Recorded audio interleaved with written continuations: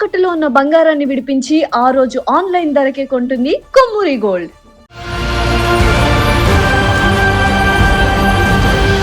గరుడ పురాణం గురించి ఒక్కసారైనా విన్నారా? ఈ పుస్తకం ఇంట్లో పెట్టుకుంటే అపశకునం, చదివితే భయంకరమైన విషయాలు కనిపిస్తాయి. ఎవరైనా చనిపోయినప్పుడు మాత్రమే చదవాలి, ఇలా చాలా మంది భయపడతారు. కానీ ఒక్కసారి ఆలోచించండి, మనిషి జీవితంలో జననం గురించి తెలుసుకోవాలని మనం ఎంత ఆసక్తి చూపిస్తామో, మరణం తర్వాత ఏమవుతుంది అనేది తెలుసుకోవడానికి అసలు ఎందుకు భయపడుతున్నాం? నమస్కారం, మీరు చూస్తున్నారు సుమన్ టీవీ భక్తి. నేను గీతాంజలి. చనిపోయిన తర్వాత మనతో ఏమొస్తుంది? డబ్బా, పదవా, పేరా, లేక మనం చేసిన పనుల? ఇదే ప్రశ్నకి సమాధానం చెబుతుంది గరుడ పురాణం. ఇది కేవలం భయపెట్టే పుస్తకం కాదు, మనిషి ఎలా జీవించాలో చెప్పే జీవిత అద్దం. గరుడ పురాణం 18 మహాపురాణాల్లో ఒకటి. ఇందులో 2 భాగాలుంటాయి. మొదటి భాగంలో విష్ణు భక్తి, ధ్యానం, యోగం, ఆధ్యాత్మిక జీవితం. కానీ రెండో భాగం ఉత్తరాఖండం. ఇదే ప్రపంచాన్ని భయపెట్టింది. ఎందుకంటే ఇందులో మరణం తర్వాత ఏమవుతుంది అనే విషయం చాలా డీటెయిల్డ్గా ఉంటుంది.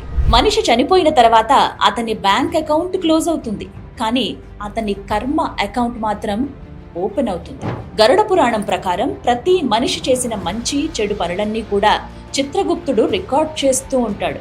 ఒక్క మాట, ఒక్క మోసం, ఒక్క కన్నీరు, ఒక్క సహాయం, ఇలా ఏది మిస్ అవ్వదు. ఆ తర్వాత ఆత్మను యమలోకానికి తీసుకువెళ్తారు. అక్కడికి వెళ్ళడానికి 4 ద్వారాలుంటాయి. తూర్పు ద్వారం పుణ్యాత్ములకు, పూల తోటలు, హంసలు, అమృతంలా ప్రశాంతమైన మార్గం ఉంటుందన్నమాట. ఇక పడమర ద్వారం మహానుభావులకు, సాధువులకు. ఉత్తర ద్వారం దానం చేసిన వారికి, దేవాలయాల దగ్గర జీవితం ముగిసిన వారికి. కానీ దక్షిణ ద్వారం ఇతరుల్ని ఏడిపించిన వాళ్ళు, ఒకరోజు తామే కేకలు వేయాల్సి వస్తుంది. ఇది పాపాత్ముల మార్గం. అక్కడ ధర్మరాజు భయంకర రూపంలో కనిపిస్తాడు. గరుడ పురాణంలో 28 రకాల నరక శిక్షలు చెబుతారు. వాటిలో కొన్ని, ఇతరుల ఆస్తి దోచుకున్న వాళ్ళు రక్తం కారే వరకు కొట్టబడతారు. ఇతరుల్ని బాధ పెట్టి ఆనందపడిన వాళ్ళు మరిగే నూనెలో వేయబడతారు.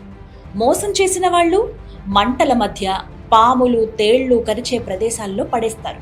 ఇక జంతువుల్ని హింసించిన వాళ్ళు 1000 సంవత్సరాలు ముక్కలు ముక్కలుగా కోయబడతారు. ఇది విన్నాక భయంగా అనిపిస్తుంది. కానీ ఇక్కడ అసలు ప్రశ్న శిక్ష కాదు. దేవుడు మనల్ని శిక్షించాలనుకుంటాడా లేక మార్చాలనుకుంటాడా? గరుడ పురాణం చెప్పేది ప్రతి శిక్ష వెనుక ఉద్దేశం ఆత్మశుద్ధి. మనిషి చేసిన కర్మ తిరిగి అతనికే అనుభవం కావాలి. అందుకే జీవితం ఉన్నప్పుడే మారమని చెబుతుంది. ఇంకా ఒక భయంకరమైన విషయం, మనిషి చనిపోతున్నప్పుడు వచ్చేటువంటి బాధ ఏదైతే ఉందో 40,000 తేళ్లు ఒకేసారి పుట్టినట్లుంటుందని చెబుతుంది.